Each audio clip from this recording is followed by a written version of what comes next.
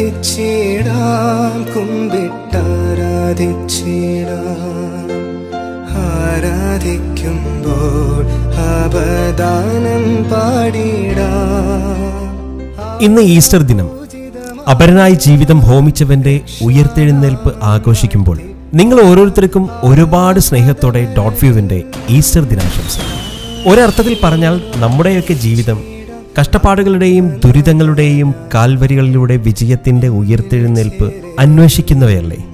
ജീവിത പ്രാരാബ്ധങ്ങളുടെയും രോഗങ്ങളുടെയും ഒക്കെ ദുഃഖവെള്ളികൾ നമുക്കെല്ലാവർക്കും ഉണ്ടാകും. പക്ഷേ ഒരിക്കലും തളർന്നു വീഴരുത്. കാരണം നാമൊക്കെ ഒരിക്കൽ വിജയിക്കാനുള്ളവരാണ്. പ്രത്യേകിച്ചും കോവിഡ് എന്ന മഹാമാരിയെ നാം നേരിടുമ്പോൾ നമുക്കും കാത്തിരിക്കാം ഒരു നല്ല നാളെ. തളർന്നു പോകുമായിരുന്നിട്ടും തൻ്റെ ഉള്ളിലെ കല കൊണ്ട് ജീവിതം പടുത്തുയർത്തിയ ഒരാളെയാണ് ഈ ഈസ്റ്റർ ദിനത്തിൽ ഡോട്ട് വ്യൂ നിങ്ങൾക്ക് മുന്നിലെത്തിക്കുന്നത്.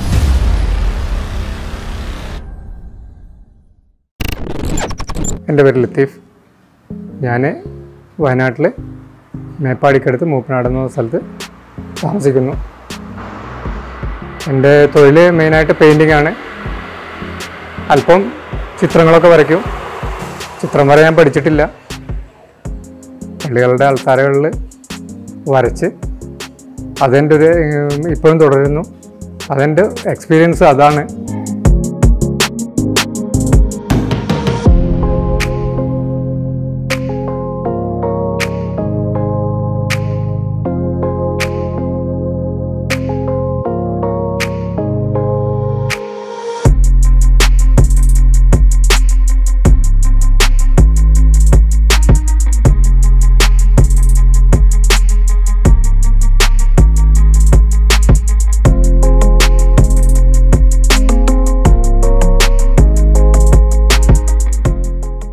ചെറിയ ചിത്രങ്ങളൊക്കെ വരച്ചു തുടങ്ങിയ ഞാൻ 92 ഒരു കയ്യെഴുത്ത് മാസിക, ഞങ്ങളൊരു സുഹൃത്തുക്കൾ കൂടി കയ്യെഴുത്ത് മാസിക ചെയ്തിരുന്നു.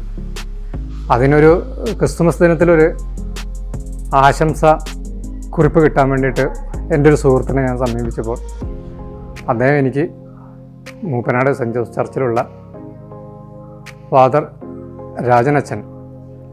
രാജനച്ഛനെ കാണാൻ പറഞ്ഞു. ആ അച്ഛൻ ഞാൻ സമീപിച്ചപ്പോൾ എനിക്ക് സന്തോഷത്തോടെ അതിന് മാറ്റർ തരികയും പിന്നീട് ഈ രാജനച്ഛനാണ് എന്നെ ഈ അൾത്താരയിലേക്ക് പെയിൻറ്റ് ചെയ്യുന്നതിനും അൾത്താരയിൽ ഡെക്കറേഷൻ ചെയ്യുന്നതിനുമായിട്ട് എന്നെ പ്രേരിപ്പിച്ചതും പ്രോത്സാഹിപ്പിച്ചതും എൻ്റെ ജീവിതത്തിൻ്റെ ഇത്രയും നല്ലൊരു ഭാഗത്ത് എത്താൻ കാരണം ഈ രാജനച്ഛനാണ്.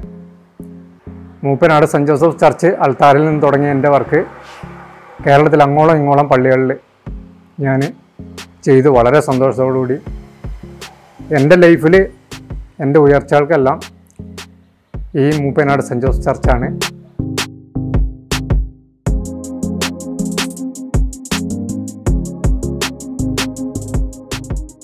ഈ ഈസ്റ്റർ ദിനത്തിൽ ഈ ഡോട്ട് വ്യൂ ചാനലിലൂടെ നിങ്ങളുടെ മുന്നിൽ എത്തിപ്പെടാൻ കഴിഞ്ഞാൽ വളരെ വളരെ സന്തോഷമുണ്ട്.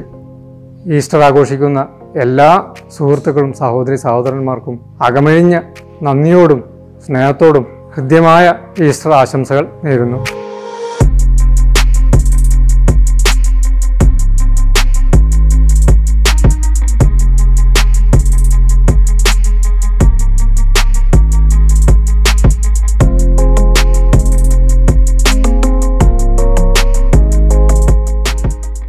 ഞങ്ങളെല്ലാം ലത്തീഫ് ഖാൻ എന്ന് വിളിക്കുന്ന ഞങ്ങളുടെ ഇഷ്ടപ്പെട്ട ഒരു പെയിൻറ്ററും കൂടിയാണ്. ഞാൻ പെയിൻറ്റർ എന്ന് പറയുന്നതിൽ ബുദ്ധിമുട്ടില്ലല്ലോ. കാരണം വെച്ചാൽ അതിൽ ഉപജീവന മാർഗവും അതുപോലെ തന്നെ അവനവൻ്റെ കഴിവുകൾ എന്താണെന്ന് തിരിച്ചറിഞ്ഞുകൊണ്ട് അത് ക്യാൻവാസിലേക്ക് പകർത്തുക എന്ന് പറയുന്നത് ഒരു വളരെ വലിയൊരു കഴിവ് തന്നെയാണ്. കാരണം ഇക്കാലത്ത് പ്രിൻ്ററുകളിലേക്ക് തിരിഞ്ഞിരിക്കുന്ന ഒരു സമയമാണ്. തൻ്റെ പ്രിൻ്ററിൻ്റെ ഹെഡ് എന്ന് പറയുന്നത് ഇദ്ദേഹത്തിൻ്റെ ഈ കൈകളാണ്.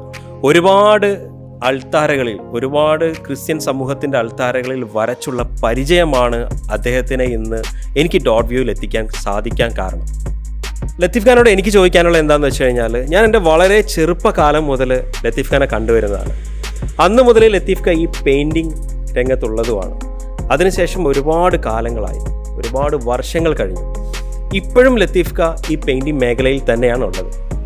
എന്താണ് അതിന് കാരണം? മനസ്സിൻ്റെ സന്തോഷമാണോ, അതോ അല്ലെങ്കിൽ അവനവൻ്റെ എന്താ പറയുക ഉപജീവന മാർഗം എന്നുള്ള രീതിയിലാണോ? എങ്ങനെയാണ് ഈ പെയിൻറ്റിങ് എന്ന ഈ തൊഴിലിനെയും അതുപോലെ ഈ അൾത്താരകളിൽ നിങ്ങൾ ഈ വരച്ചെടുക്കുന്ന ഈ ചിത്രങ്ങളെയും കുറിച്ച് നിങ്ങൾക്ക് പറയാനുള്ളത്? പെയിൻറ്റിങ് എൻ്റെ ഒരു ഉപജീവന മാർഗ്ഗമാണ്. അവിചാരിതമായിട്ട് പെയിൻറ്റിങ്ങിലേക്ക് വന്നതാണ് ഞാൻ. പിന്നെ ചിത്രം വരാമെന്ന് പറഞ്ഞാൽ എവിടെ വരയ്ക്കാൻ എന്ത് വരയ്ക്കണം എന്ന് പറഞ്ഞു കഴിഞ്ഞാലും ഞാൻ അത് ഏൽക്കും. കാരണം എനിക്ക് അറിയൊന്നുമില്ല, പക്ഷെ ഞാൻ ചെയ്യാമെന്ന് ഞാൻ ഏൽക്കും. പോയി ചെയ്തു കഴിഞ്ഞാൽ അത് അതുപോലെ ആകാറുണ്ട്. കോൺഫിഡൻസ് ആണ് മെയിനായിട്ട് കോൺഫിഡൻസ് മാത്രം. ഏത് ചിത്രം ലത്തീഫ് കാക്ക് വരയ്ക്കാൻ കഴിയും? തീർച്ചയായിട്ടും തരുന്ന ഏത് പടവും ഞാൻ വരച്ചു കൊടുക്കും. അത് എന്തോന്ന് പറഞ്ഞൂടാ, നമ്മുടെ അള്ളാൻ്റെ അനുഗ്രഹം, ഈശ്വരാനുഗ്രഹം എന്നൊക്കെ പറയുന്നത് പോലെ ആ ഒരു അനുഗ്രഹമാണ്. ഏത് പടം തന്നാലും ഞാൻ വരച്ചു കൊടുക്കും. അപ്പോൾ എനിക്ക് വരയ്ക്കാൻ പറ്റുമോ എന്ന് ചോദിച്ചാൽ പറ്റും എന്നാണ് പറയാറുള്ളത്. കാരണം എന്താ വെച്ചാൽ ഞാൻ ചെയ്തു വരുമ്പോൾ അത് അങ്ങനെ ആയി കിട്ടാറുണ്ട്. അതുകൊണ്ട് തന്നെ അങ്ങനെ ആയി കിട്ടുക. ഇപ്പോൾ ലത്തീഫ് ക പ്രത്യേകിച്ച് ഒരു പഠിച്ചിട്ടില്ല എന്നാണ് ഞാൻ കേട്ടത്. ലത്തീഫ് ക കുറേ മുന്നേ എന്നോട് പറഞ്ഞിട്ടുണ്ട് ഞാൻ ചിത്രം വരെ ഒന്നും പഠിച്ചിട്ടില്ല. ശരി തന്നെയാണോ? അങ്ങനെ പഠിക്കാതെ തന്നെയാണോ? ഇല്ല, പഠിച്ചിട്ടില്ല. പിന്നെ എങ്ങനെയാണെങ്കിൽ ഇത്രയും നല്ല രീതിയിൽ ഇപ്പം ഈ വീഡിയോസിൽ കാണുന്ന ഇതിൽ കാണിക്കുന്ന ഓരോ പിക്ചർ കണ്ടാലോ അറിയാൻ പറ്റും ഇതൊരിക്കലും ഒരു മിഷനറി ഉപയോഗിച്ചിട്ട് വരച്ചതൊന്നുമല്ല.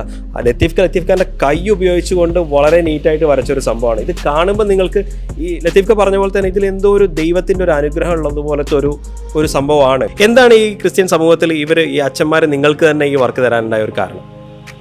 അവരുടെ വിശ്വാസമായിരിക്കാം, ഞാൻ ചെയ്തു കൊടുക്കുമെന്നുള്ള ഒരു വിശ്വാസം കൊണ്ട്.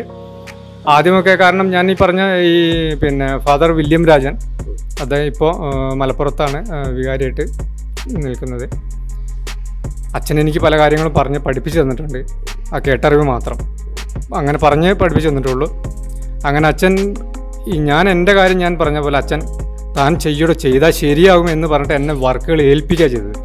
അതാണ് എൻ്റെ ഒരു തുടക്കം. ഇതിൽ പറയാനുള്ളൊരു കാരണം എന്താ വെച്ചാൽ നമ്മുടെ നാട്ടിലൊക്കെ കുറേ മതങ്ങളുടെ പേരിൽ തമ്മിൽ തല്ലുന്ന ഒരുപാട് ആളുകളുണ്ട്. അത്തരത്തിലുള്ള ആളുകൾ ഇത് കാണുന്നുണ്ടെങ്കിൽ ഒന്ന് നിങ്ങളൊക്കെ മനസ്സിലാക്കുക, ഇതൊക്കെ മതസൗഹാർദ്ദത്തിൻ്റെ വലിയ മാതൃകകൾ തന്നെയാണ്. താൻ വിശ്വസിക്കുന്ന ദൈവത്തിൽ അടിയുറച്ച് വിശ്വസിക്കുകയാണെങ്കിൽ, അല്ലെങ്കിൽ താൻ വിശ്വസിക്കുന്ന മതത്തിൽ അടിയുറച്ച് വിശ്വസിക്കുകയാണെങ്കിൽ അതിനെ തള്ളി മാറ്റാൻ മറ്റൊന്നിനെ കൊണ്ടും സാധിക്കില്ല എന്നതിന് ഒരു ഉത്തമ ഉദാഹരണമാണ് ഇന്ന് ലത്തീഫ് ക എന്ന് പറയുന്നത്. എല്ലാവിധ മതസ്ഥരും ഒരുപോലെ തന്നെയാണെന്ന് വിശ്വസിച്ച് ചേർത്ത് പിടിക്കുന്ന അച്ഛന്മാരും ഈ കേരളത്തിൽ തന്നെയാണ് ഉള്ളത്. എനിക്ക് വളരെയധികം സന്തോഷമുണ്ട് ഈ ഈസ്റ്റർ ദിനത്തിൽ നിങ്ങളുടെ മുന്നിലേക്ക് ലത്തീഫ് ഖാനെ കൊണ്ടുവരാൻ സാധിച്ചതിൽ അതിയായ സന്തോഷമുണ്ട്. ലത്തീഫ് ഖയും അതുപോലെ ചിന്തിക്കുന്നുണ്ട് എന്നാണ് എനിക്ക് കരുതുന്നത്. തീർച്ചയായിട്ടും അഭിമാനമുണ്ട്. സന്തോഷത്തേക്കാൾ ഉപരി എനിക്ക് അഭിമാനമുണ്ട്. ഒരു അൾത്താരയിൽ ഒരു പിക്ചർ ചെയ്തിട്ടാണ് ഞാൻ ഇന്ന് ഈ ഡോട്ട് വ്യൂയിലൂടെ നിങ്ങളുടെ മുന്നിൽ വരുന്നത് തന്നെ.